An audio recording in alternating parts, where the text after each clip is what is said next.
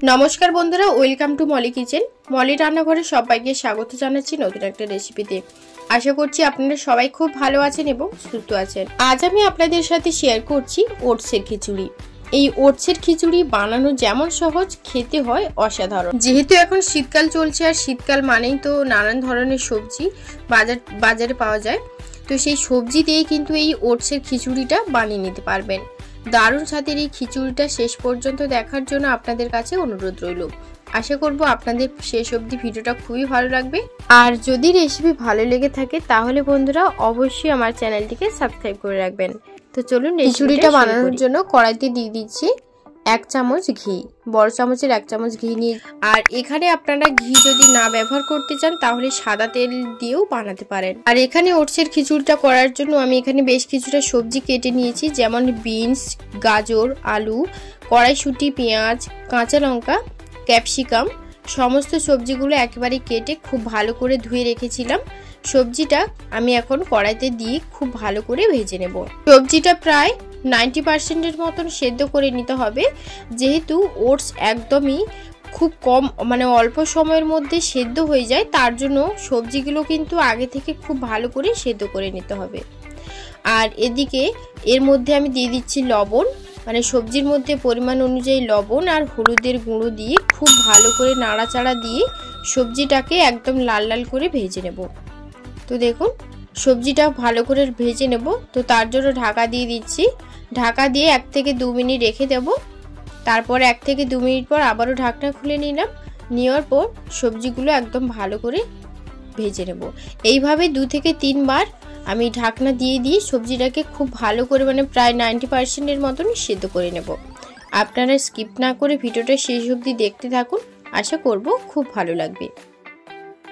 আমরা তো সব সময় খিচুড়ি চালের খিচুড়ি আমরা বাড়িতে সব সময়ের জন্য বাড়িতে বানিয়ে থাকি, তবে আপনারা বাচ্চাদের কিংবা বড়দের এইভাবে ওটসের খিচুড়ি একবার হলেও বাড়িতে বানিয়ে দেবেন, ভীষণ ভালো লাগবে খেতে। সবসময় চালের খিচুড়ি তো খেতে ভালো লাগে না, তো তার জন্য বিভিন্ন পর্যায়ে বিভিন্ন রান্না কিন্তু করে খাওয়া যায়। তো তার মধ্যে এই ওটসের খিচুড়িটা যদি আপনারা করে খাওয়ান বাচ্চারা খুব পছন্দ করবে, আর তার সাথে বড়রা তো আছেই। তো যাই হোক, আমার কিন্তু সবজিগুলো খুব ভালো করে সেদ্ধ হয়ে গেছে। দেখুন আলুটা কিন্তু একদম ভালো করে সেদ্ধ হয়ে গেছে। এবার আমি এটাকে নাড়াচাড়া দিয়ে নিয়ে এর মধ্যে দিয়ে দিচ্ছি লঙ্কার গুঁড়ো ঝালের জন্য 1 চামচ, আর দিয়ে দিচ্ছি 1 চামচ জিরের গুঁড়ো। আর এখানে কিন্তু আমি কোনো রকম মশলা অ্যাড করব না। জিরে লঙ্কাটা দেওয়ার পর আবারও একটু ভালো করে মশলার সাথে কষিয়ে নিচ্ছি। কষিয়ে নেওয়ার পর আমি সবজিগুলো এক সাইড করে দিচ্ছি, দিয়ে তার মধ্যে আবারও দিয়ে দেব 1 চামচের মতন ঘি। ঘিটা দেওয়ার পর দুটো ডিম আমি ফেটিয়ে রেখেছিলাম লবণ দিয়ে, ডিমটা দিয়ে দিলাম। দেওয়ার পর ডিমটাকে ভালো করে ভেজে নেব। আমি এখানে একটার মধ্যে সবজিটা সাইডে করে এক জায়গার মধ্যেই করে নিচ্ছি, আপনারা আলাদা করে ডিমটাকে ভেজে নিতে পারেন। দেখুন ডিমটা খুব ভালো করে ভেজে নিচ্ছি। আর এই ডিমটা ভাজার সময় আপনাদের খেয়াল রাখতে হবে ডিমটা যাতে খুব বেশি ভেঙে না যায়। খুব বেশি ভেঙে গেলে খেতে খুব একটা ভালো লাগবে না। একটু বড় সাইজের ডিমগুলো থাকলে তবে কিন্তু ভালো লাগবে খেতে। তো ডিমটা আমার ভাজা হয়ে গেছে, আর এই ডিমটা বেশি ভাজার প্রয়োজন নেই, হালকা একটু নাড়াচাড়া করে ওটসটা এর মধ্যে দিয়ে দেব। তো ডিমটা খুব ভালো করে ভাজা হয়ে গেছে। এই পর্যায়ে আমি এর মধ্যে দিয়ে দিচ্ছি ওটসটা আমি এখানে 2 কাপের মধ্যে দিলাম, আপনারা কম বেশি করে নিয়ে নিতে পারেন। আর এখানে কিন্তু ওটসের কোনো বাড়তি নেই, ওটস যতটা পরিমাণ দেবেন ততটাই কিন্তু থাকবে, এর থেকে বেশি পরিমাণে কিন্তু বেশি হবে না। আমি এখানে 2 থেকে 3 কাপের মতন ওটসটা এখানে দিয়েছি। দেওয়ার পর খুব ভালো করে নাড়াচাড়া দিয়ে নেব, একটু ভালো করে মশলার সাথে কষিয়ে নেব। কষিয়ে নেওয়ার পর জল দিয়ে দেব।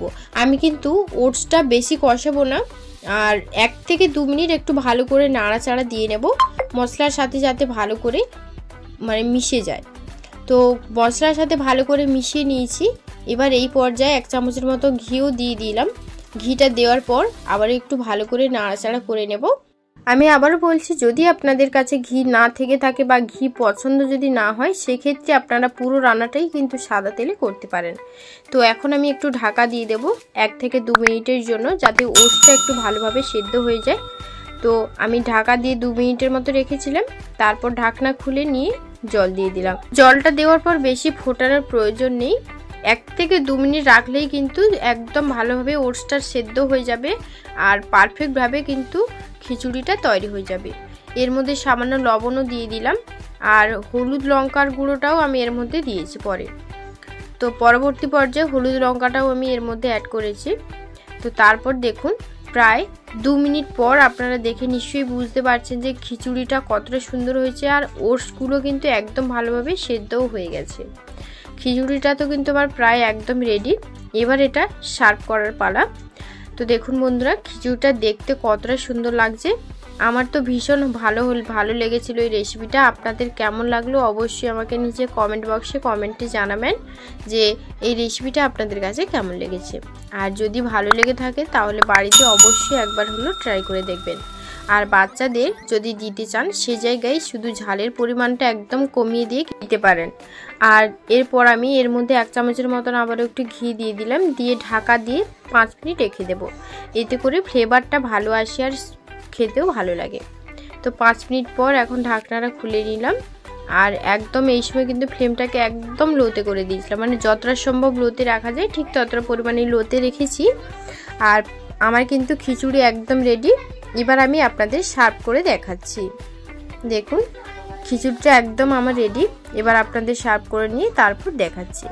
সো বন্ধুরা আজকের রেসিপি আপনাদের কাছে কেমন লাগলো কমেন্টে কিন্তু অবশ্যই জানাবেন এবং পরবর্তী ভিডিও আপনারা কি দেখতে চান সেটা নিচে কমেন্টে জানাবেন। আর আজকের আমার এই রেসিপি যদি আপনাদের কাছে ভালো লেগে থাকে তাহলে লাইক কমেন্ট শেয়ার করতে একদমই ভুলবেন না, সাথে বেল বাটনটি প্রেস করে রাখতে কিন্তু সেটাও ভুলবেন না, কারণ আমি যখনই কোনো রেসিপি আপনাদের সাথে শেয়ার করব আপনাদের কাছে খুব সহজেই পৌঁছে যাবে। তো বন্ধুরা সবাই ভালো থাকবেন, সুস্থ থাকবেন। সবাইকে ধন্যবাদ জানিয়ে আজকের ভিডিওটি এই পর্যন্ত। আর ভিডিওটা প্রথম থেকে শেষ পর্যন্ত দেখার জন্য আপনাকে অসংখ্য ধন্যবাদ। সবাই ভালো থাকবেন, সুস্থ থাকবেন। সবাইকে ধন্যবাদ জানিয়ে আজকের ভিডিওটি এই পর্যন্ত। ধন্যবাদ।